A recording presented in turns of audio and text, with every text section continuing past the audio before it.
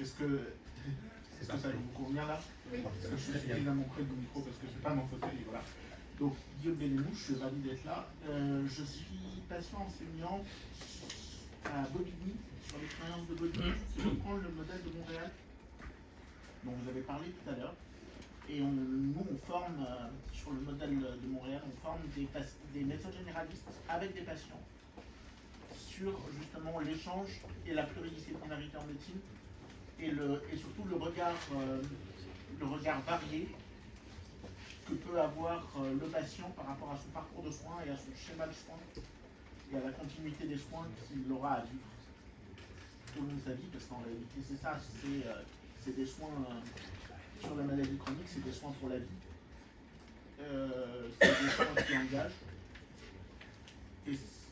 et vous êtes tous appelés au quotidien, pardon, vous êtes tous appelés au quotidien à accompagner vos patients dans, j'allais dire, un chemin d'accueil et de continuité de soins pour le quotidien, pour un impact au quotidien. Parce qu'en fait, le malade, il est malade 365 jours par an. Non, c'est un secret, hein, mais voilà. Le livre là, il est malade 365 jours par an. Et donc, vos consultations sont très riches, quelquefois un peu difficiles à comprendre pour le patient.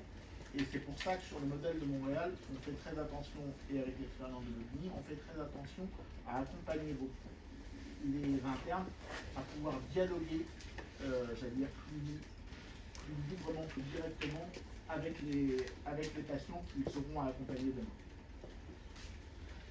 Ça, c'est, j'allais dire, ma casquette de patient enseignant. Il se trouve que, comme vous le voyez, je ne suis pas venu avec mon fauteuil électrique parce que l'ascenseur était trop petit, mais je suis venu quand même en fauteuil. Et donc, je vais pouvoir aussi, un peu plus tard, dans la table ronde, vous parler de l'accès aux soins des personnes en situation de handicap, parce que j'ai cru comprendre ce matin, en entendant les uns et les autres, que c'était une problématique qui vous concernait. Moi, j'ai cru comprendre. Je le dis au quotidien, c'est une problématique qui vous concerne aussi en tant que médecin spécialiste. Et donc, on en rediscutera tout à l'heure sur l'une ou l'autre des prochaines questions.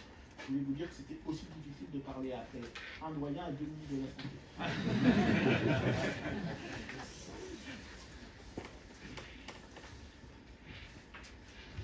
Merci beaucoup.